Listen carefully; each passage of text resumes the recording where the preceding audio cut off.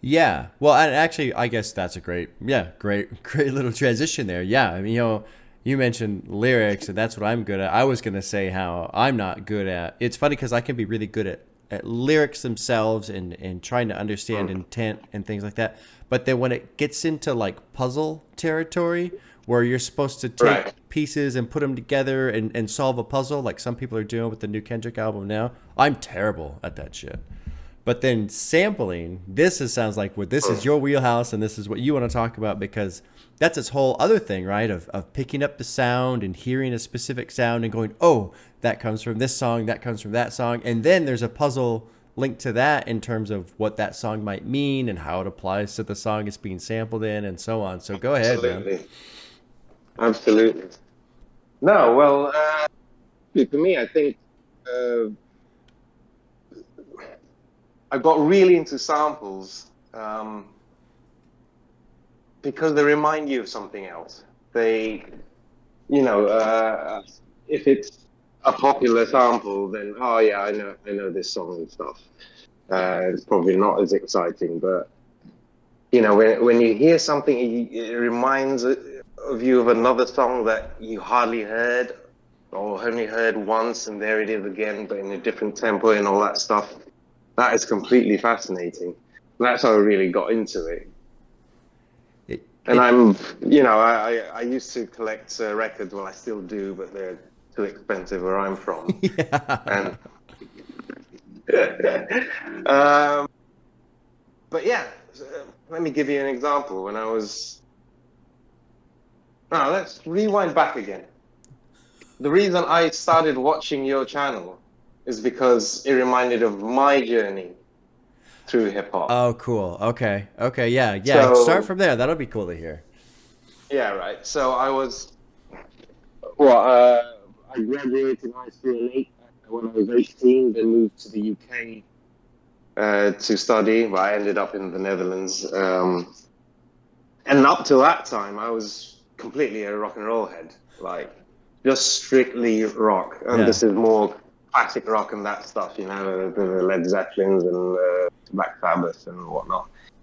Um, and from what I get from what you're saying is you have these preconceptions of what hip hop was, right? Absolutely. Yeah. I had that too.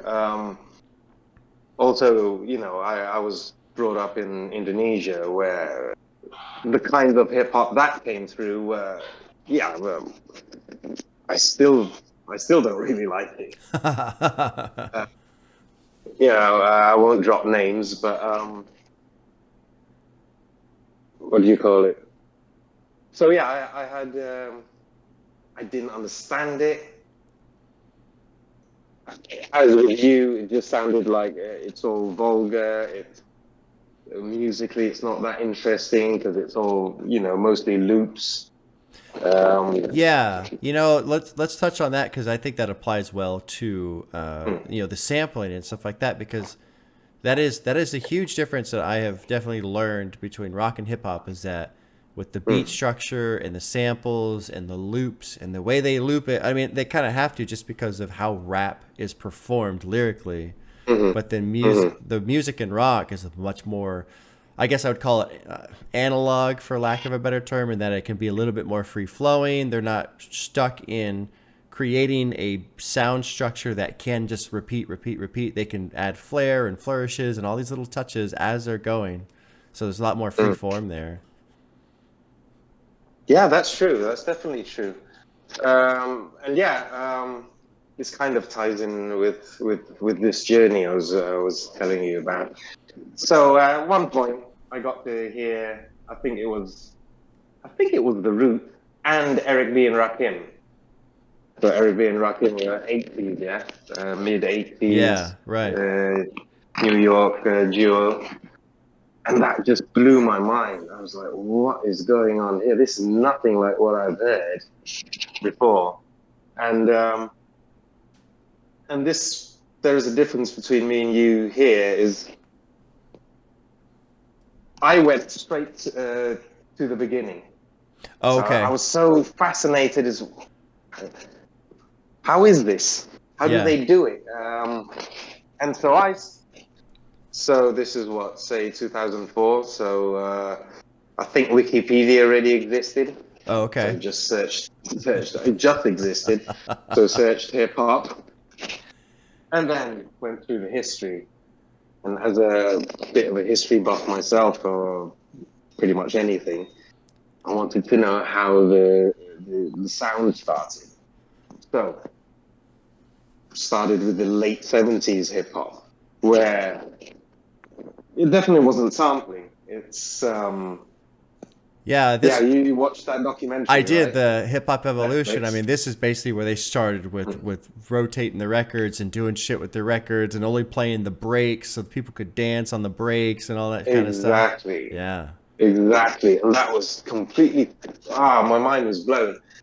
Because oh sorry, I wasn't completely a rock fan. I also like funk. I like James Brown. Oh, okay. Okay, cool. So there's kind of a bridge right And there too. exactly. You know, from the late 70s stuff or just the 70s stuff before really, you know, MCs really came into the picture. It was mostly funk records, funk, disco, and as you said, just the breaks, the break part that they use, Yeah. which is funky as hell. Oh my God. I have to find out who they sampled. Although, you know, those times it was easy. It was pretty much one record. Right. They only sampled, Right. right? Yeah. It's not hard to find. But then, yeah, I progressed to the early 80s hip hop, you know, the Houdinis, the early Run DMC, where they already used drum machine. Right.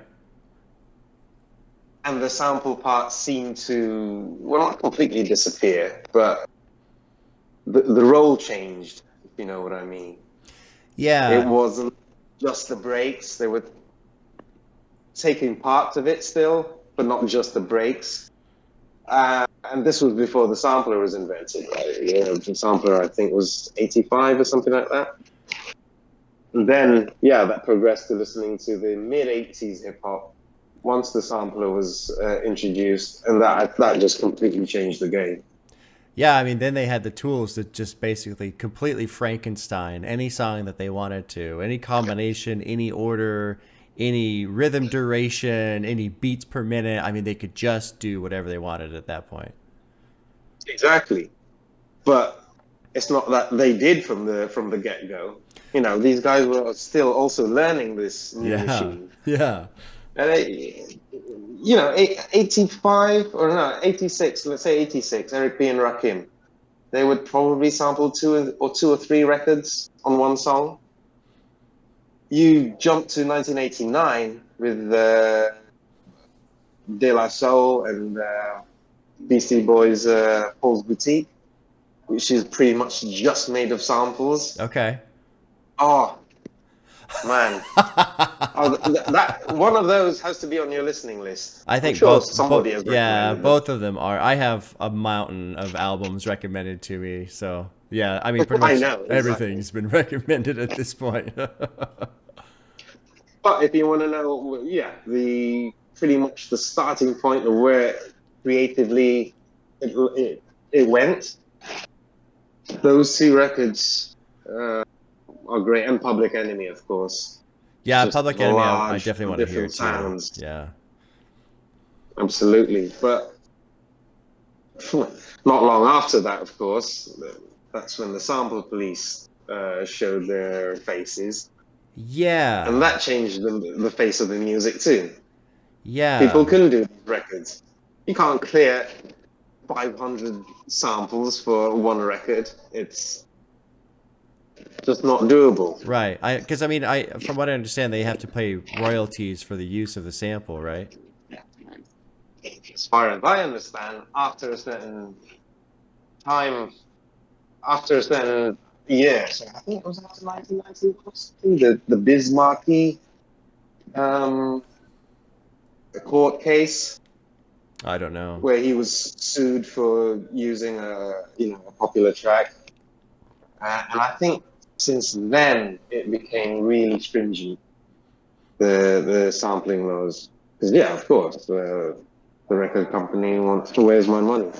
Yeah, and I always have a mixed feelings on that, just because on one hand, you can make the argument, I think, with something like fair use, but fair use is its own law, and fair use tends to be kind of gray. But then on the other hand, Exactly, what does that actually mean? yeah, but on the other hand, an artist who makes an album and they have these songs, and then somebody else just walks up and takes them and uses them as an integral part of their own music. Like, okay, yeah, you could argue fair use, but that song that they're creating cannot exist without the music they made. Yes and no. Depends on how you're using that sample. Yeah. Which is another interesting point. If you must remember Puff Daddy's tribute to Biggie. This was back in '98, I think. I mean, I'm aware of it. Yeah. That samples Every Breath You Take. Oh, that's right. Yes, I know that one. I know what you're talking about. Yeah. That's pretty much just lifting the whole song. Right.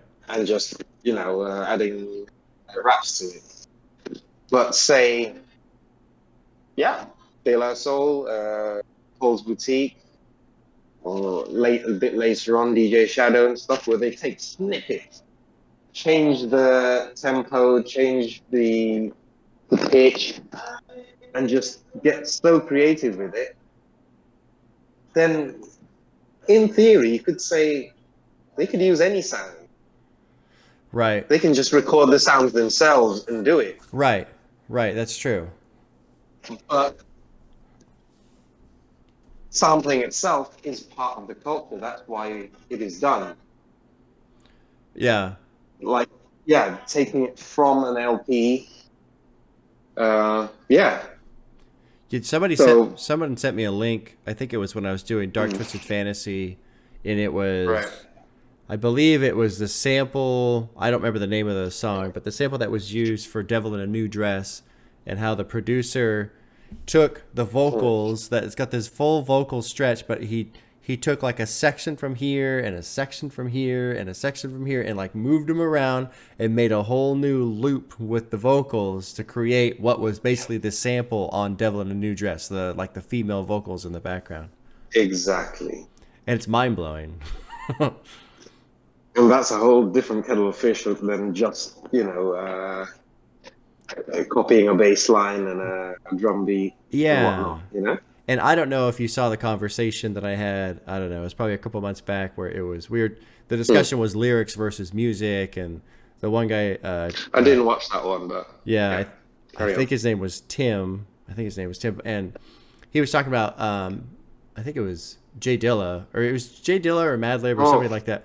But how he would just put on a record and walk around in his apartment and clean or something like that while listening to all these songs. And while he was doing that, he was taking sections of music in his own mind and arranging them. And then after he'd heard the record, he would take it, and about 15 minutes later, go and chop out all the bits that he wanted and arrange it, and then he would have his beat. And I can't wrap my mind around that at all. I think that would be Dilla. It's incredible. It's incredible. Yeah. Yeah, right. And yeah, you had this pushback from the old guard where, this is not music. Yeah. And, actually, you should watch this documentary. It is on YouTube, called Copyright Criminals. It's basically about sampling. Oh, okay. But that made waves also because Steve Albini was there. He was interviewed, from Big Black. I don't know who he is now. The producer of In Utero. Nirvana's In Utero. Oh, okay. Okay, yeah. Yeah, so he's an 80s hardcore punk and rock dude who was interviewed and basically trashed the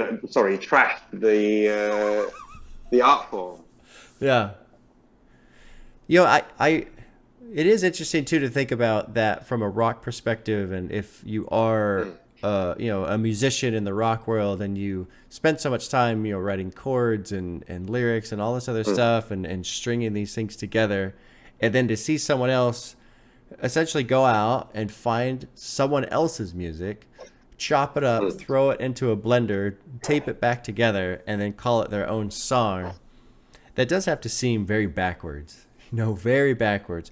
Yeah, I can see where they come from. Yeah, and I almost but wonder. I'm assuming.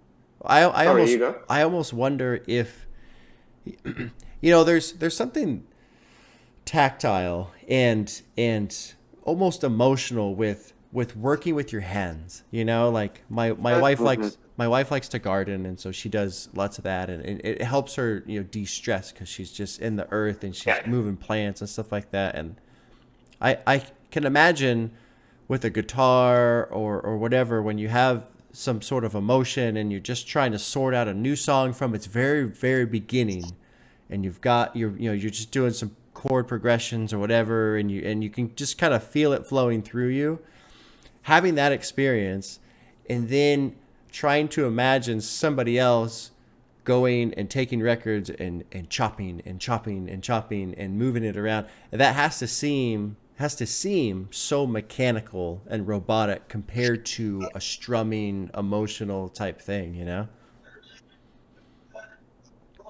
Exactly, and I'd assume that somebody with that mind frame, or who takes the art of sampling that way, was like me. They've heard the popular hip hop tracks and don't really see the things going on underneath. And not delving into it further, I would say. Sure. Because it doesn't take long that you'll know that, oh shit, this is not easy. This is just as difficult and just as, I would argue, soulful as playing something outright, because the basics are the same. You're creating something new. Just these guys, I mean, hip-hop producers would do that through snippets of the past. Yeah, and I think the emotional connection, that's probably where it comes from right there, is, you know what? I love this song. I've always loved this song. I've always really loved the 8 seconds, this part of this song. Because I have songs like that where, I maybe I enjoy the entire track, but there's this one little section where it's like, man, the riff is just perfect. It's just, the drums kick in just right and all this other stuff. And so, yeah, I'm always excited about that one part. But of course, even though that part is great, that can't be the entire song, because then it ruins it. It has to just exist in that little pocket. And so then, what if you do have that from a previous track from an album 20 years ago, and you want to use it and make it part of your own music because you connected with it for so many years, and now you can take that emotion and put it in and make your own song with it. I can totally see that. Yeah, absolutely. For sure.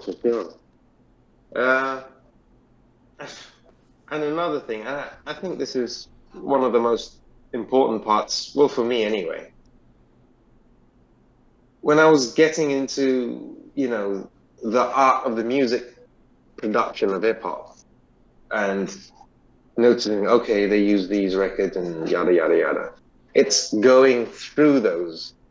So this track has a John Coltrane sample, Giant Steps, 5 seconds of it. And I would naturally want to check it out. Oh, so, okay, I've heard of John Coltrane, but what about this track? Listen to the whole 9 minutes of the original sample, then get into the whole album, and then get into the whole genre.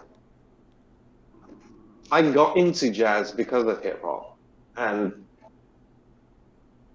into. I think I spent something like 3 years just listening to jazz. That's awesome. From the 1910s to present day. Yeah, just that is everything awesome. to do with it. And you see the similarities, man, with hip hop. The music is basically a loop. Sure. The chorus parts. and the solos are the, you know, where the MCs come in. Yeah.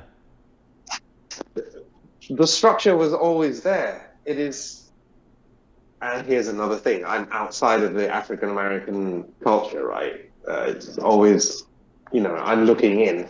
Yeah. Seeing how African American music developed, since the recording began, so that would be the jazz era, and see how it progressed slowly. You know, the late 40s, you had R&B, as in the black R&B, what will later be called rock and roll, going to soul, going to funk, then going to hip hop, and then there's a lot in between, of course. Yeah. Seeing that the spirit has never changed, and never changing in this sense is a very good thing in my opinion.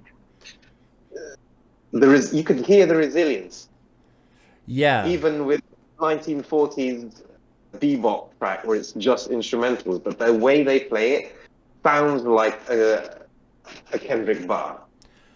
You Yeah. can hear the frustrations, the anger.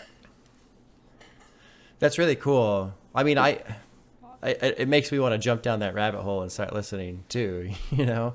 You have to, man. I know so little about jazz and I know so little about blues. You know, I know Miles Davis, and I've heard a little bit of Miles Davis, Kind of Blue. I remember listening to that album, Kind of Blue. But there's a documentary I love. It's called It Might Get Loud. And have you seen that one? I don't think so. It features Jack White from White Stripes, Jimmy Page, and The Edge from U2. And it's just talking with those three guys, and they're kind of giving their own accounts about music. No, and I have seen this. Carry on. Yeah, it's brilliant. I love that one. But there's that bit where Jack White is talking about his favorite song, and I forget the name of the song off the top of my head, but it's just that guy clapping and say, "Don't you mind people smiling in your face?" And that's it. And he said that's always been his favorite song. Like he talks about the history a bit, like you were, and saying how if you start looking into the history of rock and roll, then you're on a speeding bullet to the blues, because that's where it all came from. Which, by the way, that line he used in one of his songs, in one of White Stripes' songs. Which one? I don't remember. I can't remember. I was trying to think, but I listened to a lot of White Stripes. Yeah, I like them too. He definitely used that. I think it's from either the first or second album. Oh, okay. I'll have to go back and listen again. She could argue is not that different from sampling. You know, there's an argument there. Yeah, what about lyrical samples? Because that's an interesting thing where, okay, I'm not technically sampling the sound as in taking it from your record, but I'm singing the same words, you know, and it's interesting because in that respect, lyrically, that seems to be regarded well. Like people go, oh, that's a nice nod to another song, or they're showing respect to the other artist, whatever. But lyrically, it is a snippet. It is a lyrical sample in a sense. So it's interesting that that gets a pass, but maybe the other ones doesn't necessarily. I would also, think, you know, again, outside looking in, there's a race issue there too, I would imagine. I wonder, you know, my first inclination is to not believe that because I don't want to believe that. But, yeah, I mean, who knows, you know? Well, Bob, as I was saying, you know, going back to the earliest forms of African American music, there were always people saying that it's not real music. That hasn't changed. Jazz was called that. All forms of it, up to the present day. Oh, that's not real music. And I believe you, and my mind can take that information and go, yeah, that is factual information.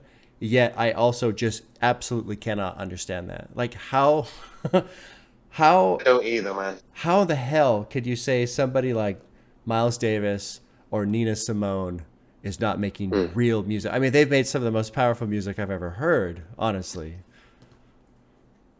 Well, no, to be fair, I was thinking of Prior to them, huh? Earlier? The earlier sorts Okay, of jazz. okay. I think those two, surely by most people, is considered high art. Yeah. Let's say the early forms of jazz, and then you go to the early forms of R&B/rock and roll. What is this rubbish? And it goes on. And Although, assume. you know what else jumps into my mind is how hard Led Zeppelin was received. You know, like I was going to bring that up. nobody liked them either. They were like, "What is this? This is just noise. It's garbage." Which is, again, they were playing the blues. Yeah, but doing it so well, man. Yeah. Oh my God, I love Zeppelin. Oh yeah, likewise, man. Likewise. And then where were we? Yeah, so you would get into jazz, man. Yeah. Again, I've been in your shoes, and if you check out 1940s, early 1950s bebop, that'll blow your socks. It is so hard and aggressive. Playing in double tempo, 180 BPM. Oh my God. Going crazy on the sax, on the trumpet, on the trombone. I think you'd love it. Especially if you like Zeppelin, where the song structure is, I think, lifted off older forms of African American music. Yeah. You know, somebody gets a solo, going through a rhythm pattern. Well, you know, the first thing I think of when you say that, with double tempo and 108 beats per minute, I think, fucking, that's metal, man. That's metal. Yes. Yeah, absolutely. It's just metal with different instruments. Yeah, absolutely. Yeah, no. Try getting into bebop. Yeah. If you wanna get into jazz. You know, my wife loves jazz. Energy. So she'll be very excited to hear that. Yeah, let's put on some jazz, and she'll probably just jump at the opportunity to put some on. How are you with say funk or soul? I've never really listened to it. You know, not that I'm opposed to it, but I've never. You know, it's interesting. I think we all go through the same experiences, especially as kids. You pretty much grow up listening to what your parents listen to, and then you get to a certain age and you start to branch off and explore your own stuff.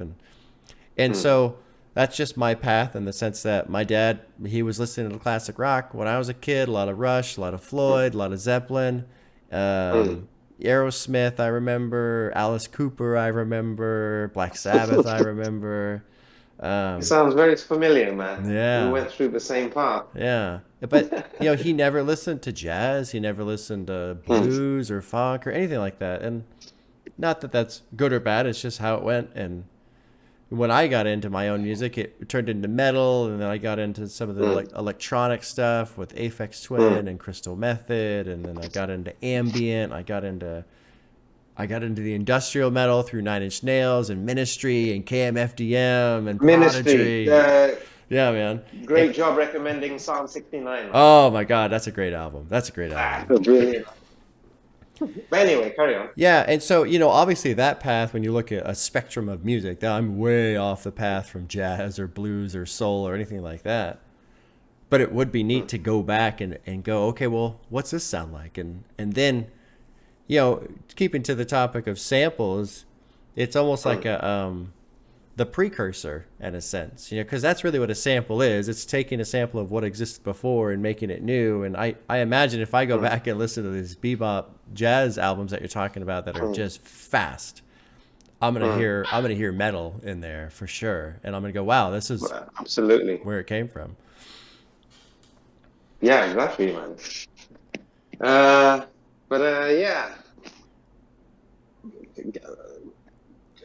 Delving into these, what would you call it? Snippets of the past. Shit, sorry, I lost my. No, I mean, yeah. It's just it is interesting how you can just keep following these veins back, and they just keep going and going and going. And it's unfortunate now. I mean, as music lovers, it's such a fantastic time to be alive, because we can literally touch Absolutely. a piece of glass and we have anything we ever want to hear available. But there is a point Absolutely. where it has been lost. You know, all whatever was not recorded beforehand is now gone forever, and that always makes me wonder too. Like what kind of music existed before it was, what was being played but not recorded? What were they singing about? You know, what was the rhythm like? What was the sound like? Yeah, absolutely. And I think in blues, you kind of get that feel too. As in, you know, if you listen to a 1930s blues record, they're taking inspiration from things from the 1800s. So, say, House of the Rising Sun. It's a Yeah, staple yeah. New Orleans song, right? And, you know, if you search online, somebody did the first recording. But the actual song, probably 100 years before that. Yeah, and I mean that reminds me, a lot of the history has been passed down through music in that sense. Exactly. And I would imagine particularly for African Americans, you know, during and after slavery, Yeah, yeah, where I would suppose literacy is not that high. And songs, they tell stories, they tell history, um, they tell you what your forefathers told you, basically. And how it travels through music is absolutely fascinating, man. yeah, and it's unfortunate. I mean, I felt like, yeah, we're gonna stumble right into the slavery section, because that's just where it all goes. That's where it all goes back to. And I remember watching something Yeah. about you know, some of the laws that existed back then. Even after slaves were freed, there was still illegal. Well, not no no no. Let me back up a bit. It was something about how slaves, there were laws saying they were not allowed to like write or read or something like that. I don't know. Wouldn't surprise me, yeah. Yeah, and so if you can't write stuff down, then of course you can't preserve any of your history and anything. You can't preserve anything. So the only way is to create a song and sing the song and let that carry it for you. Absolutely. Yeah. Uh, yeah, that's the It's fucking, samples, man. yeah. I'm just sitting here contemplating that concept of, I'm a person, you know, I'm a father, I'm owned by somebody else. My children will never know their grandparents. My history is being lost. I'm not allowed to write anything down. It's a crazy thing. It's not that long ago. It's really not that long ago. It's not that long ago. 1865? So that's nothing. And the ramifications of that, of course, for sure still felt today. I mean, I don't need to tell you about that. Yeah. And it's like, on one hand, I can try and find some sort of silver lining, in the sense of maybe understanding it as I grow to understand it. It just helps me in general understand some of the things I've seen and heard online. And you know what, there's all these phrases that get tossed around, and when you don't have a knowledge of them, when you don't have an understanding of them, they just sound like buzzwords. It sounds like noise. It sounds like people trying to just stir the pot or whatever. But Yeah, as I learn more and consider things, I go, oh, that's what that person meant. This is why that matters. This is what they mean when they say, you know, white supremacy or something along those lines. And Mhm. I don't know. I don't know. Maybe I'm just not operating in enough sleep right now. Maybe Kendrick's albums is hammering away in the back of my subconscious without me realizing. But it's just, fuck, man. Well, he's talking about it. He's Oh, talking about the ramifications yeah. of your history, as in the US's history.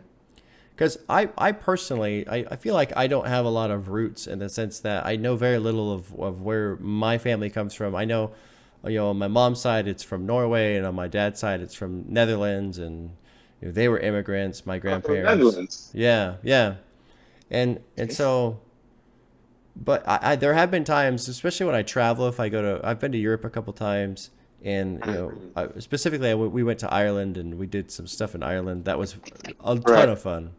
But when I walk into a church that was built, in 1249, and I'm drinking a beer that had been created back in the 1500s, and I think to myself, wow, the oldest thing from where I live is, 30 years old. Like I feel like I have no roots. And I remember it was like my third day of being in Ireland and almost having some sort of existential crisis about I have no roots. I have no roots. Like realizing I have no history, I have no background, I don't know anything about myself.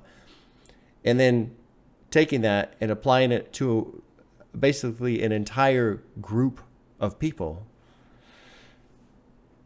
Because it's one thing for a person to feel that way, but then if you can reach out to someone in your community and go, hey, got you. yeah, and reach out to your community and go, hey, tell me more about where we come from. Tell me more about my history, my heritage, my ancestry, and then you can kind of calm down a little bit. But if you have no one, if no one can tell you that, fuck, man. I even begin to imagine that. Yeah, I'm kind of just like having a revelation right now.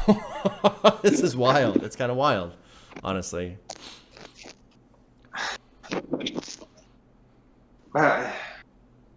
Yeah. Actually, we over here have it's different, but colonialism. Yeah. Its ramifications are still felt today, and this is where I can try and understand where these MCs are coming from, the stories they're trying to tell. Sorry to compare it with, where I'm from, and I'm half European. Both of those, just trying to understand, basically. I think trying to understand someone that's left our consciousness as human beings. Just the polarization. No one wants to listen. That immediately brings up to my mind "We Cry Together" off of Kendrick's new album. That argument. Mm-hmm. Yeah. Oh man, that's a crazy track. It is a crazy track. Yeah. But yeah, your point. Well, on the opening portion of that song, Kendrick has that line of "This is what the world sounds like to me." And it's just that massive argument of people just screaming at each other. And I have to kind of agree with it. Unfortunately, I have these things where I can hear information, I can hear an opinion, and I can go, yeah, I comprehend that, I understand that, I agree with it, but I don't want to believe it. I don't want to believe it. Like we were discussing earlier. Yeah. Yeah. And it's a strange thing to look at something that is probably true. I don't want to say absolutely true because opinions always weave in and stuff, but to look at something that's true and just have this active sensation of wanting to deny it. And I don't know how to wrestle with that, honestly. It's a strange thing. I don't like it. I think really what it is I don't like the reality that has come to exist. Yeah, it's you and me, man. Yeah. Yeah, I try and not see things all the time. I try not and understand it. But then, as with you, if you think about it, then yeah, no, you have to think about it. Yeah. It's uncomfortable, but it's healthy for your soul to go through these things. Yeah, and that's kind of the struggle with just, I guess, existence in general is the good with the bad and the bad with the good, man. It's all part of it. You can't just choose what you're gonna exist in. You're either in or you're out, and Exactly. When you're in for all of it, good or bad. Exactly.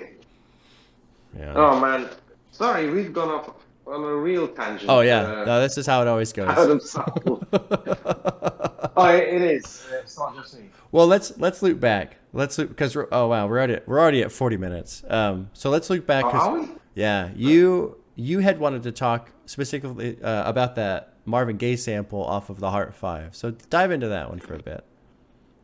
Oh, I didn't want to specifically talk about that. I pitched the idea to you, and then Oh, that that's came right. out. That's right. Sure. Yeah. Well, I mean, if you want to talk about that one, if you have another song in mind, by all means, man, go for it. This is the thing, Bob. I had so many in my mind, and it all just escaped me as soon as we started talking. There is some sort of magical effect with a camera and a microphone where when It's insane. I did not expect this, man. I have it all the time, where those two devices turn on and then the portion of my brain just goes, well, we're turning off then. Okay. It's like, oh, thanks, brain. Thanks for just bailing on me. Extra respect for you after going through this. How you can keep your focus. It's insane. I had a fixed, storyboard in my head. I kid you not. I just went all over the place. Bloody hell. Yeah. I'm sorry, man. Right. No, so I just want to go back to base. Yeah. So, no, this is a good reset opportunity. So by all means, yeah, go for it, man. Exactly. So, when we discussed this on Twitter, I want to talk to you about samples. Yeah. So I want to know how you view samples. First time you listened to hip hop up till you started doing the reaction channel. Has anything changed? And if so, how and why? It's been hard to really have a strong opinion because since my musical history, my musical knowledge, especially where these samples come from, is so low. I just don't know the sample. I don't recognize the songs, all this kind of stuff. And so it hasn't really hit me until we did Dark Twisted Fantasy, and whichever track it was that sampled Avril 13th by Aphex Twin, because I've always loved that song. Right.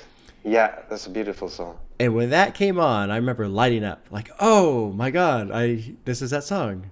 I love that song. And so in that moment, I could see the joy in samples. I could see how they completely change a song, both from the song that is being sampled and the song that the sample is applied to. But I also found it kind of difficult too, because the portion of the sample that they use, I like that track so much, and they chopped it right at the end where there's like this little additional piano flare at the end, and they clipped that off. I think I know which one you're talking about. Yeah. It's so they kept, the samples, of course, looping this piano bit, and it would always clip, and in my mind I would always hear dun dun dun dun. So that was interesting to me, that experience of my mind trying to put the part that was clipped off back on. It just kept trying to put it back on, even though it wasn't present in the actual song. And from that album, the King Crimson track too. Yeah. Yeah. Yeah. That one was cool too. Yeah. And I actually that was my one experience, because I know a little King Crimson, but not a lot. But I did go and listen to that album and fucking love that album. What a great album that one is. Oh, it's brilliant. Yeah, that one's really good. And then too with, I think, same album with Dark Twisted Fantasy was with Runaway. I forget if it was James Brown or somebody, but just that look at you, that. It's interesting because right, yeah. You take that sound and you would think, well, you can't really use that in any meaningful way, but when you put it into the context of that song, it makes perfect sense, and it's great. So, yeah, I mean, overall, that's the art part of it. Yeah, exactly. Yeah. So sampling in that sense, I'm still learning it. I think for the most part, a lot of them just go over my head because I don't know where the samples are from. No, but I mean, the technique of sampling, how do you feel towards that as somebody from the rock world? That is mind-blowing to me. I've seen on YouTube a couple videos where these guys, it's like this challenge thing where they blindfold them and then they go through the record store and they just grab three records and then they take them and listen to them and chop them and make a beat. And it cracks me up because there are people who are impressed by my ability to tear apart lyrics and get into them. And you would think that mindset would apply to samples and creating samples, but I can't even think of how to start of that process of listening to a song, hearing a chunk of music, taking it out, putting it over here, inserting another thing, taking it, moving it. Like, that's just mind-blowing to me, completely mind-blowing. That's the thing. I think this is where the musical mind works.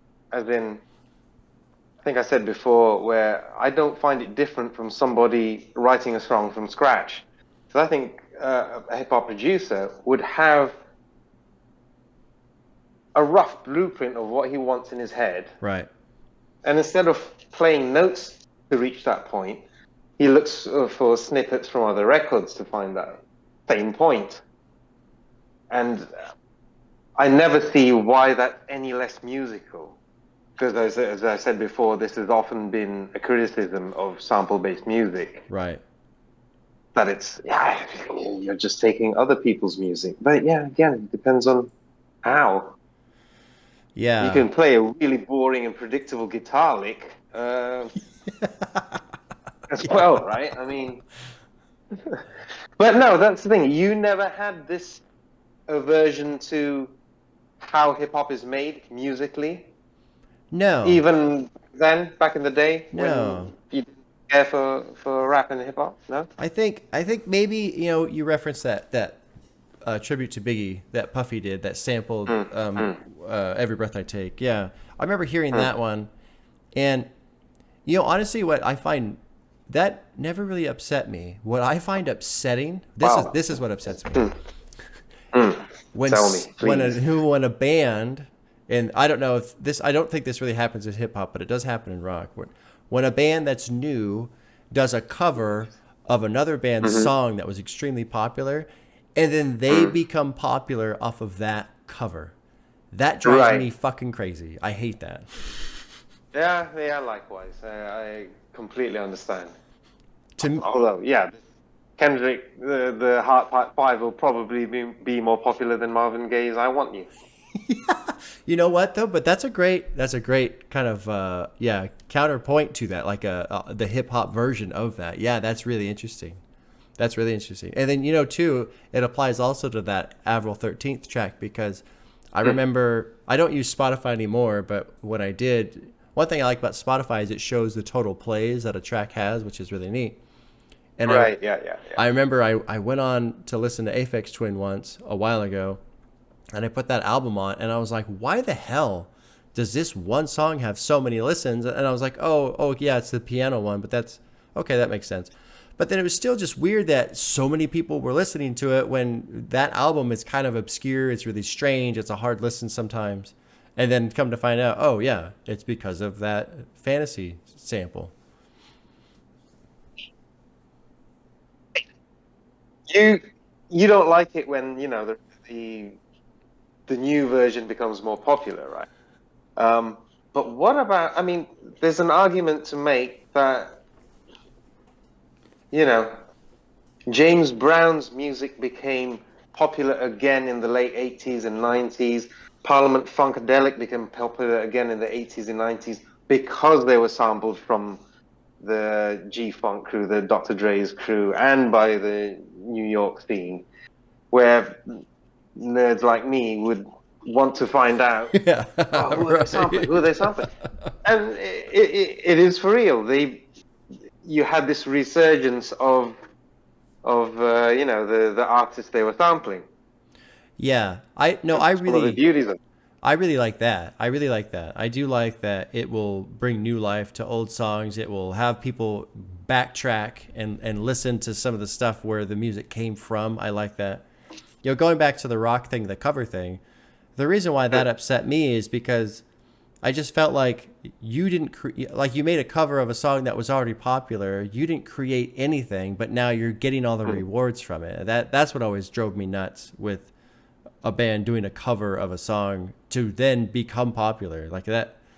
I don't know. Maybe maybe that's just a personal hang up for me. But like, you didn't do any of the work. You just became popular by literally redoing what somebody already did. And a sample I don't think falls into that category because it is being used, it is being engineered and structured in a way. At least originality has been put into it.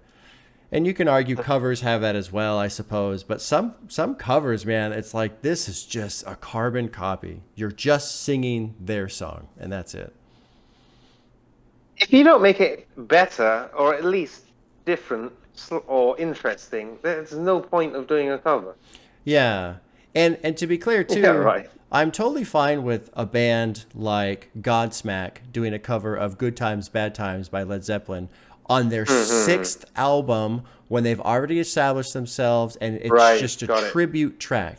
I'm totally fine with that. Yeah. But when you're coming out of nowhere and you don't have a following and nobody knows who you are, and you go, oh, well, we'll just take a cover of a popular Nirvana song and become famous off of that. Like, no, I'm not okay with that. But at least I assume the original creators would be compensated for that, right? Yeah, they would. Oh, yeah, absolutely. Which was the problem for a lot of samples, particularly, in the late 80s, early 90s period. Yeah. But then, yeah, you'd be sampling 15 tracks on a record, and a lot of them very short. Which brings me, to Mad Villainy. Surely, brilliant. That is the archetypal blueprint of the art of sampling. Madlib is a god in that respect. How did you view that album production-wise? I love that one.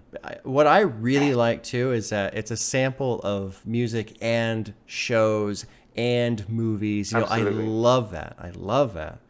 Because to me, that makes it almost like a cinematic experience when you have these little clips from shows and movies and whatever. Then there really is, it's like another layer of originality being brought into it, because I feel like the mind that makes that has a broader scope. They're not just fixating on a couple pieces of sound. They have like a cinematic vision of no. I want to have this guy talking over it, and then here's the sound that goes with it, and then we drop into the song. And I mean, that to me is so cool. Yeah, absolutely.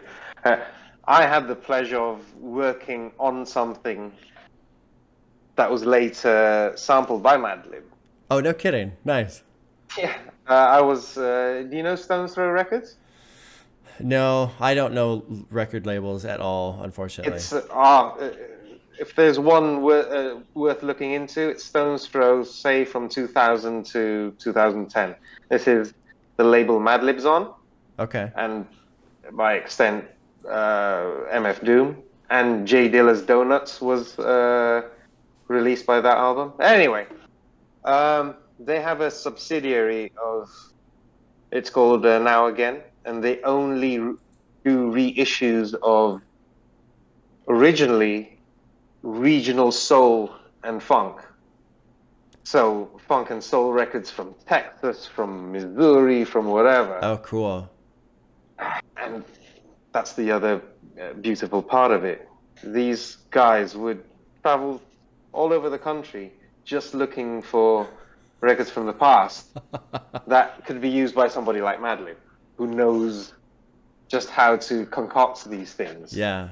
But anyway, this label, when I was in Amsterdam, I watched one of their shows. Madlib was playing there, and their general manager at the time was this guy called Egon. He's quite well respected in the hip-hop scene.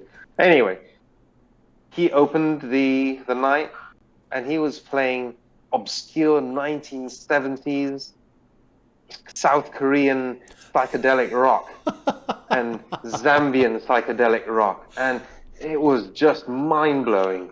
I was like, what the hell is this? So I emailed the guy. I asked him, where did you get your records while you were in Holland?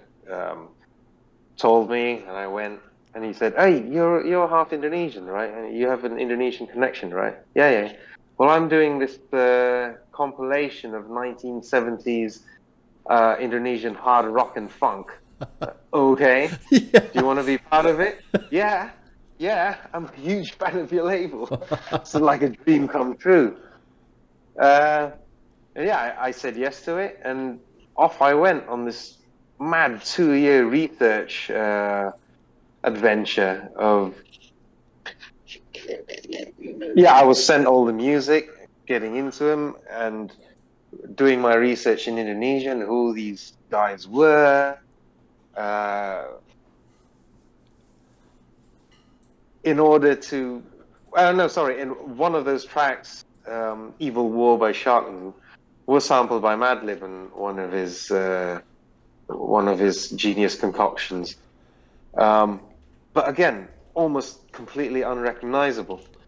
Yeah, and I was actually just gonna ask, like, how much of it could you actually hear? And because to me, that's Well, the bass line was quite clear. okay.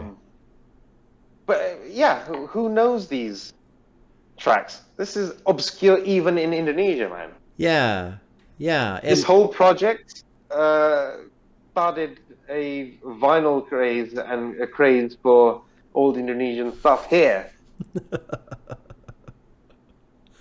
because of an independent hip hop label in LA released a compilation of Indonesian music. This yeah. is how far the web goes for me, and why I became so flustered, and where do I begin talking about samples?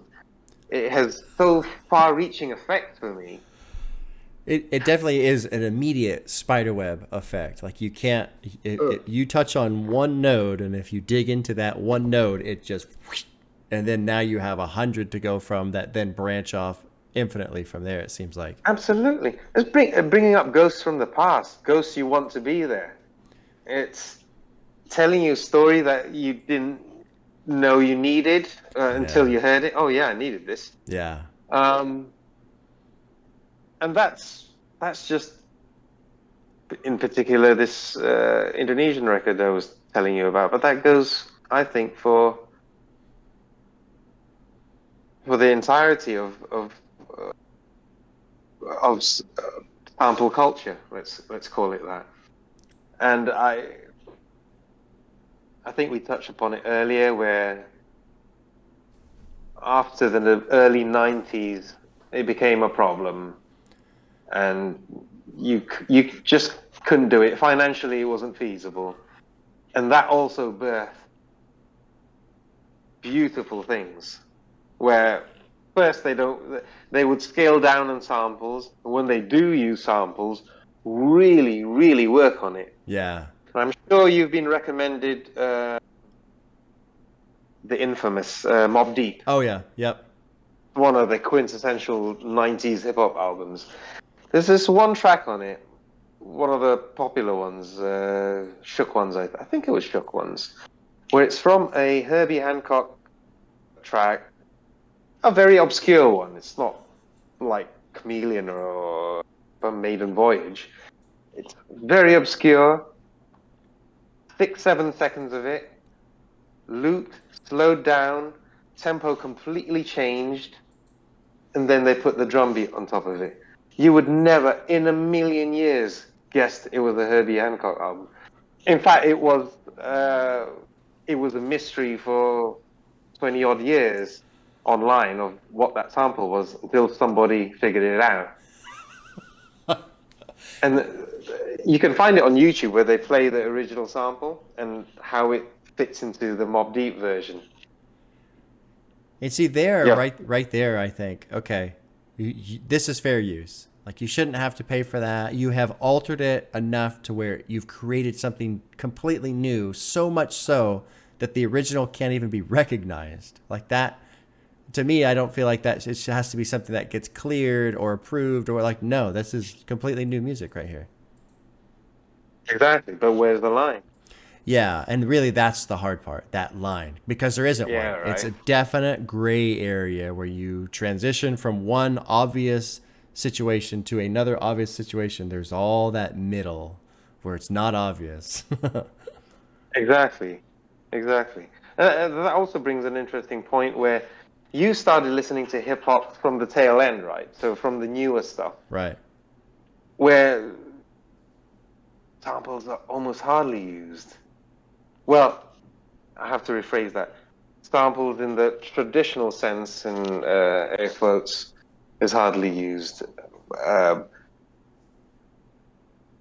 the Kendrick track would be one of the very few. Yeah. Well, and I don't know if you're familiar with the Professor Sky YouTube channel, but he was saying that's not even an official sample because they re-recorded it. I was about to get into that. I wasn't sure. I was about to guess. I don't think that's sampled directly.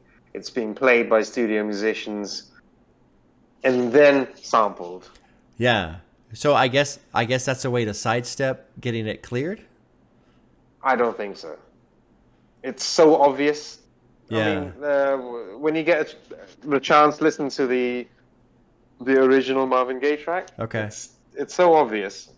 I don't think it's about sidestepping. I think it's about production quality. Oh, that's true If too. you Sure. use a sampler, it's not going to sound as good as somebody on the bass. Sure. It just isn't. Yeah, that's a good point. But yeah, that is one of the few. I don't think I'm being fair. I think like the Denzel Curry one, he uses a few samples I recognize. But again, it's because of all the legal trouble, the whole music changed as a result, and that is a beautiful thing too. It is. It is neat that what was essentially perceived as a huge problem ended up being a huge evolutionary step. And, you know, when you kind of step back and think of what evolution is and how it operates, of course it applies to music as well. And to see Naturally. hip hop just evolve, like here is a clear evolutionary marker in hip hop of copyright claims, legal battles. Oh shit, we got to change what we do. And it just does. Yeah, absolutely. And the way they do it, my God. You've never listened to well, have you ever listened to the DJ Shadow album? No, not yet. Introducing. That's from your neck of the woods. I want to check it. I mean, Well, Bay Area, but. Oh, okay. Yeah, yeah. And if you like Aphex Twin, Yes, I do. I do. it straddles the line between hip hop and electronica. But it's beautiful. Like Madlib, well, he's the predecessor of Madlib, I guess. Okay. Uses old horror movie samples. Yes. And you get Sonic Youth in there. Oh, wow. Or just 2 seconds of, Thurston Moore saying something. Yeah. But still. Yeah. Yeah. No, that's cool. It is really neat how, and again, I've said it before, but it blows my mind how that mind frame works of, oh, I want this, and I want this, and I want this, and I want this, and I'm going to go and make it. I really can't put my mind around that. It makes me wonder whether it's. I guess it depends on the music you brought up as a kid, I would imagine. If you're sort of used to one way of making music, you would imagine it that way too when you're trying. Sure. Yeah. Which applies to people who sample, I think. They have a template in their head and try and fill it in that way. Completely different, well, is it? With somebody who writes a song from scratch, but the same principles apply, I would think. Yeah. Yeah. I wonder too if they have some sort of extreme version of where, us normal people, not Mad Libs, right? The experience of you get a song stuck in your head, like, oh man, the song's just stuck in my head, because it's always just a section. It's not like the full song is playing, right? I wonder if they have an extreme version of that where it's like I just hear this beat over and over and over again.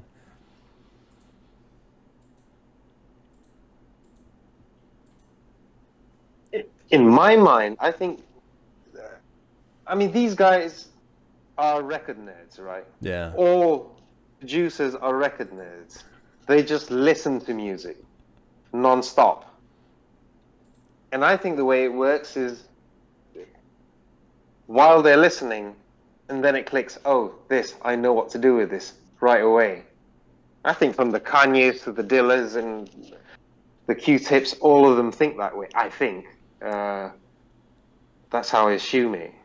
It makes sense. I mean, I have to assume the same kind of mindset exists for somebody who's really good at freestyling, you know, of picking up on words. I don't know where to begin with that. Yeah, I don't either, but there has to be a mental process that associates rhyming schemes and words that are easier to place in versus words that are not. And you know, that's another realm.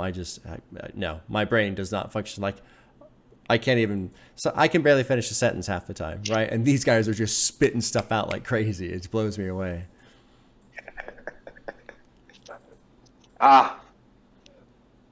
Funny story. My dad went through the exact same thing. So I got all my music from my dad, right? As most kids do, I would imagine. Yeah.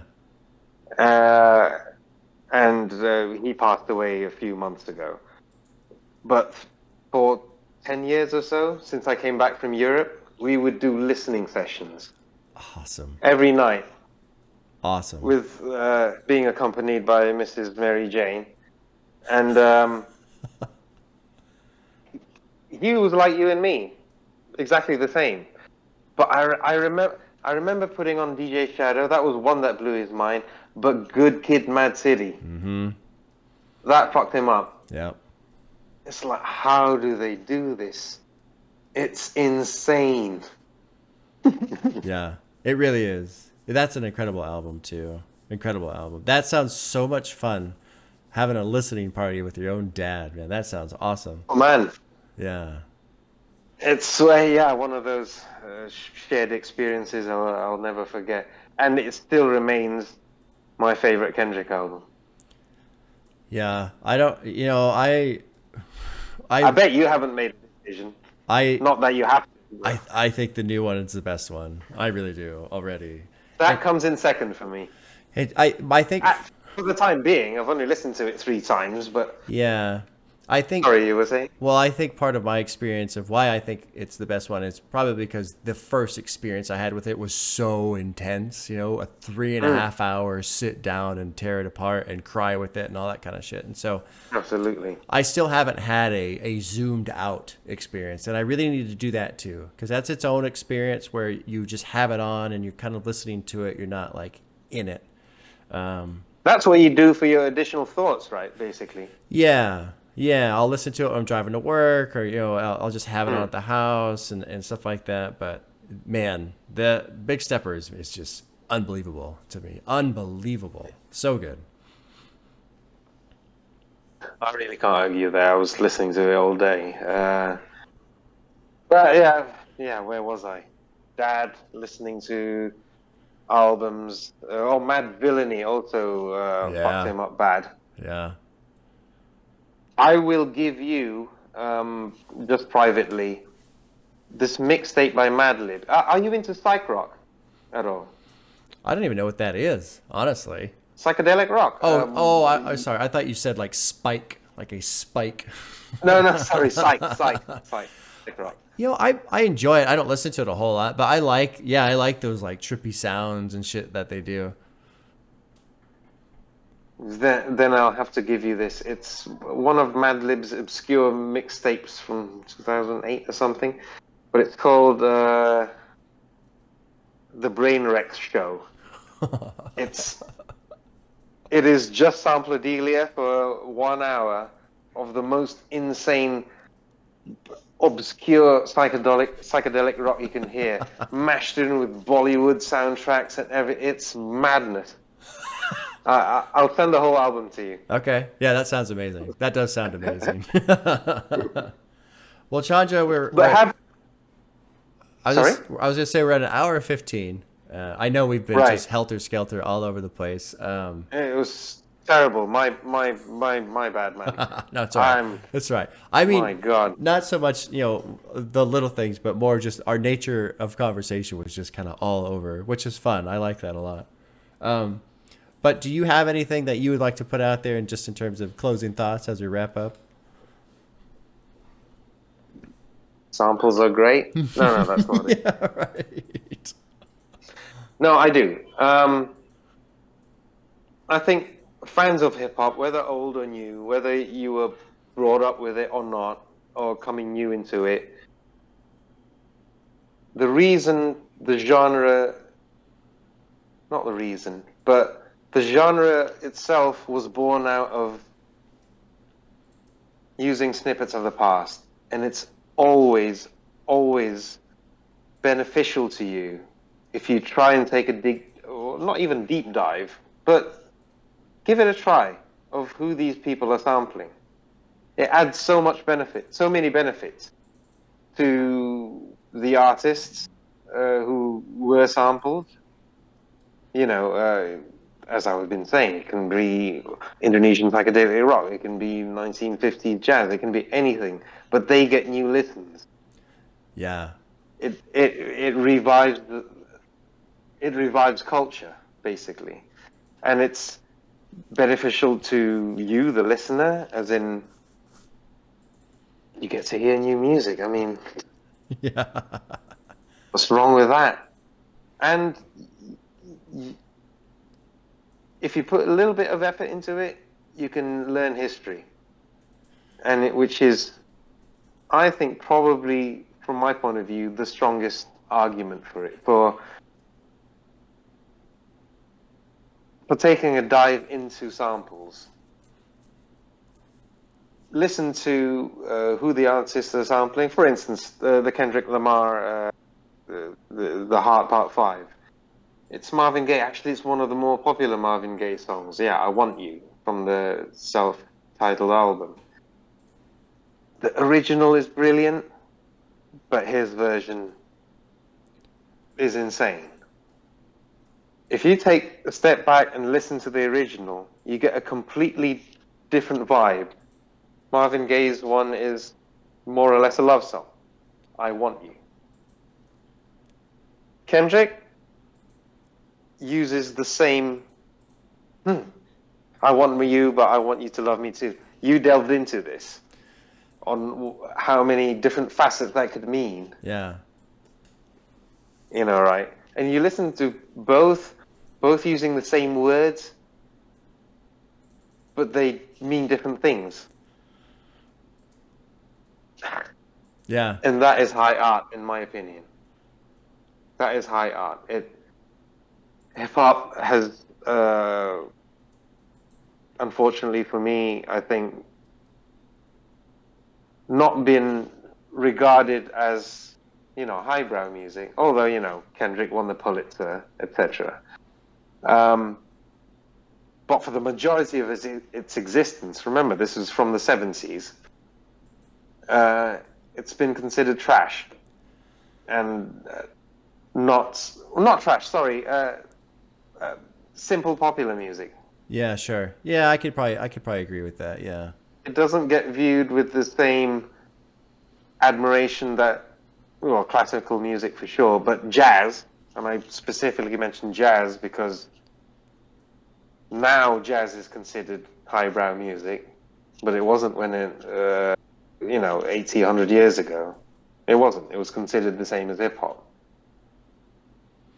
And so by listening to the samples, giving it a try, seeing the original story of the creator, and then if you have extra time, going into the genre in general, the artist, and then the genre, it'll enrich your lives. If you're a music fan, there's no harm that can come from it. Yeah.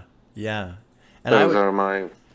That's great. That was I mean, that was fantastic. And I would tack on to what you said of I also think that there might be, by listening to the original and then and then hearing how it integrates into the song that's been created, you get like just this tiniest peek into the artist that used that sample to begin with, and Precisely. you can Precisely. get some context of what maybe that song means to them or what it means to the track that they're making, and it's just a little taste of maybe what's going on behind the scenes.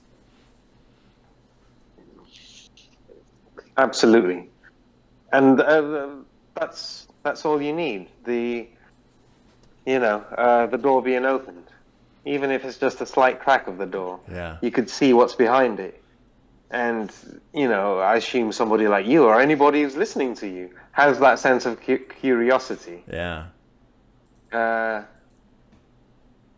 And yeah, because this isn't 2002, where there was a resurgence of sample culture. Maybe a lot of people don't put, well, not a lot. Maybe some people don't put a lot of thought into it, and it'll be good if you do. Yeah, and I would, you know, for people like me, it's just this huge blank spot, you know?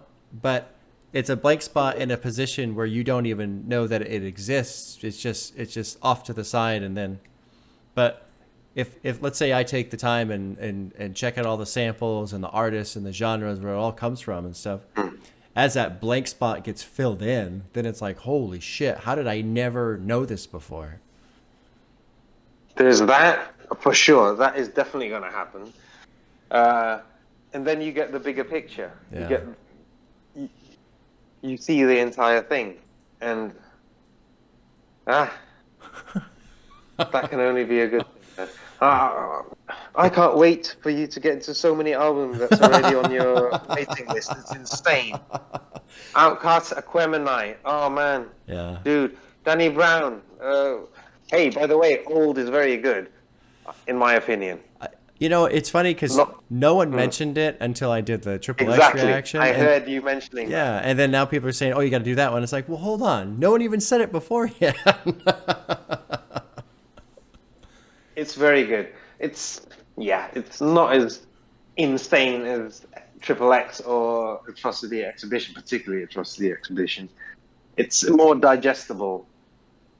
I don't see why that's a bad thing. Yeah. Has more trap bangers and stuff like that, but it's definitely worth a listen. You said you were going to listen to it in your own time, right? Yeah, I'll listen to it on my own for sure. Yeah. Good idea. And then you get into Atrocity Exhibition. Yeah, that's the plan. Yeah, and then so many, man. I saw your list. Oh, it's massive. It's massive. I just can't wait. I wish you can do this full time soon. I was just gonna say, man, if I can ever get vote me once a week. Yeah, if I can ever get full time, I would probably do 2 albums a week, and then I would probably try and have a spot each week where, you know, I have these conversations, but I would also try and do a spot each week where it's a new artist who's trying to get some listens, some traction, some audience going on, and I think that would be a lot of fun to do too.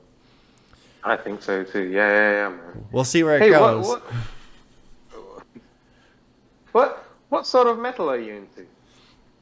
You know, lately I've been listening to I don't have this one set up, but I've been listening to the new Mastodon album, Hushed and Grim. Fuck, man. Oh my god.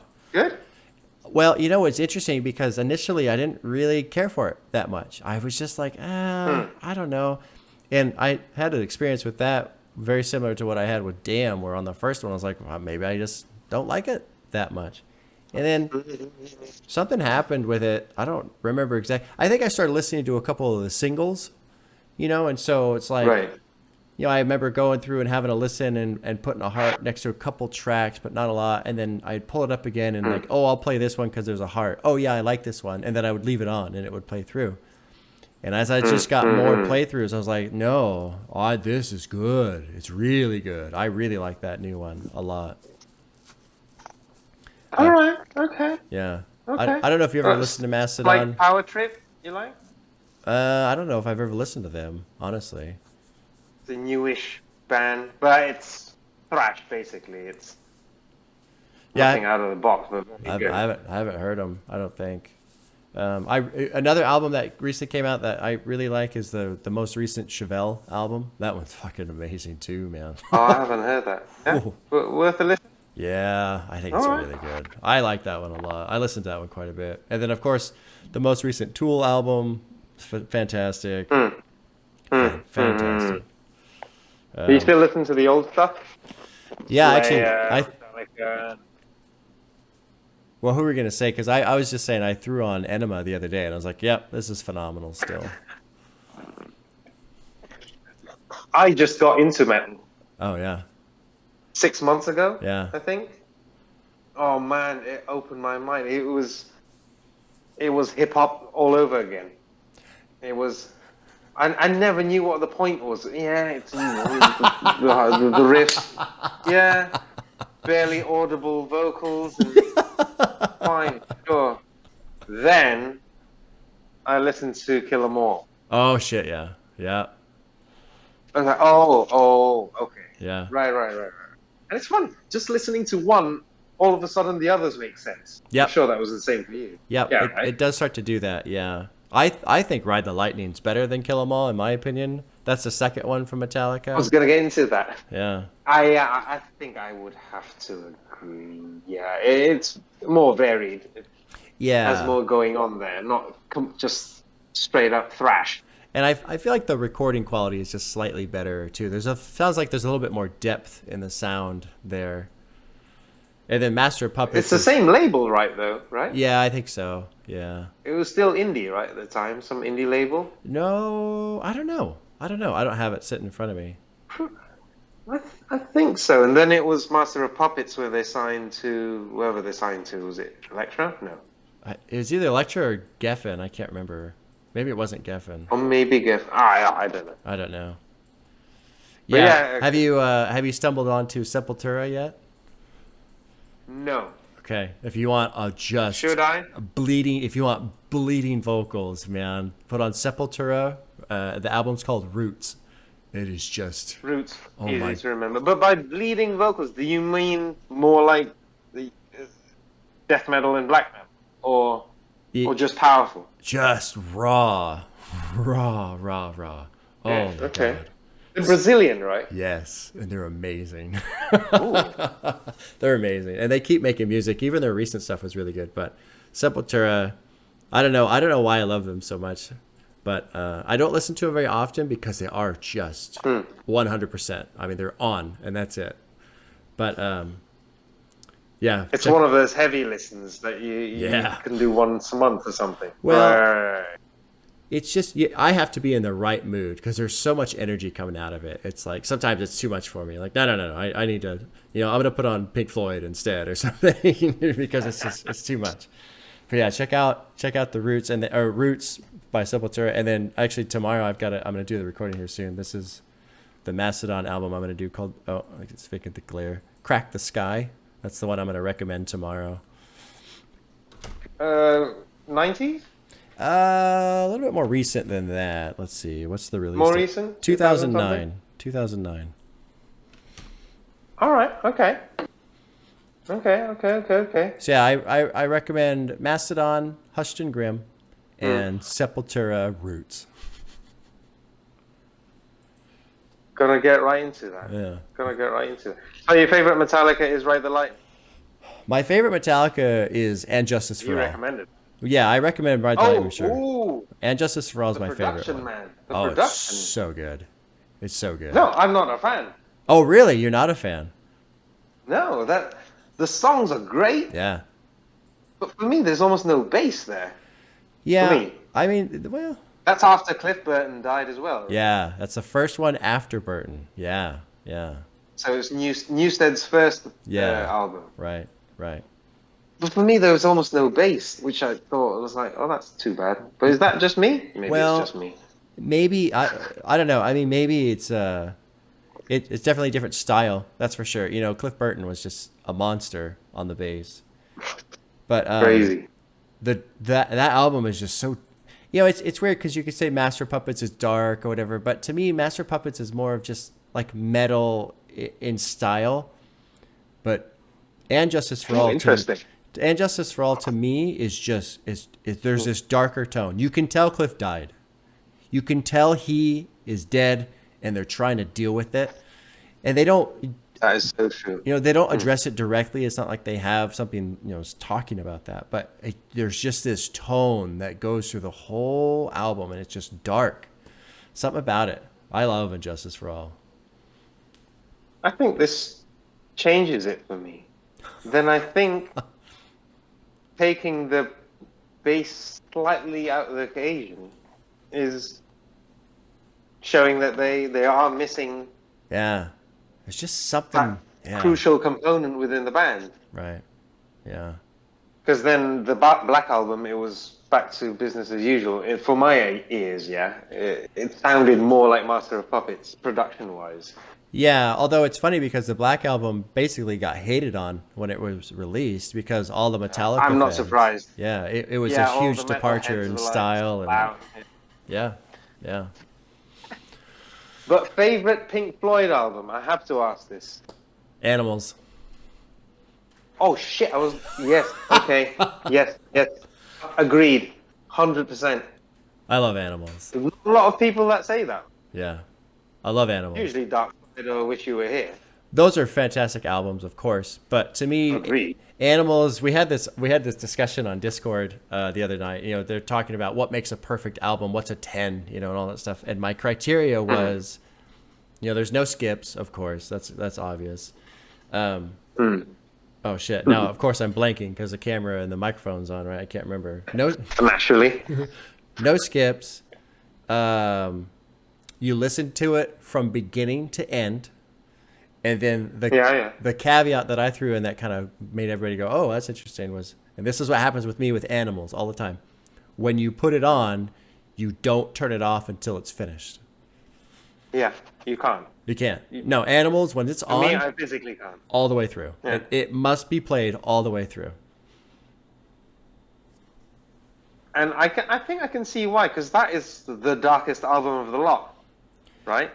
It shares that in common with And Justice for All. It's pretty dark. I mean, it doesn't necessarily seem that way on the surface, but when you really look into the lyrics and what they're talking about, and the dogs and the pigs and the sheep, and it's pretty dark, man. It's pretty dark.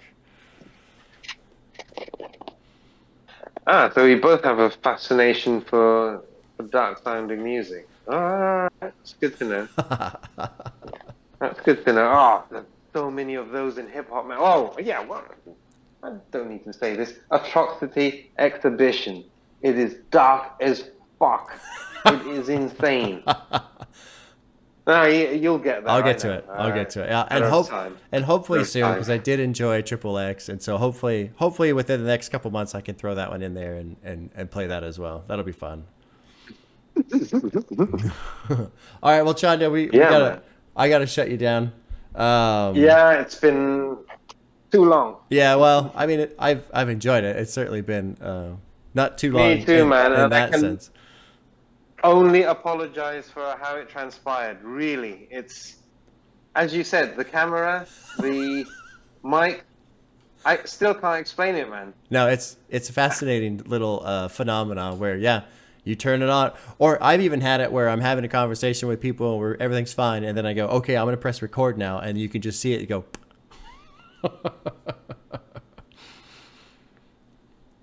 Oh man! But thank you for having me. Absolutely, it was a pleasure, Chanda.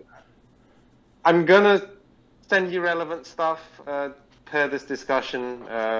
See it if you have the time. Okay. But yeah. Yeah, sounds good. Sounds good, man. All right, and everybody watching and listening, we appreciate it, and we'll see you next week. I echo that.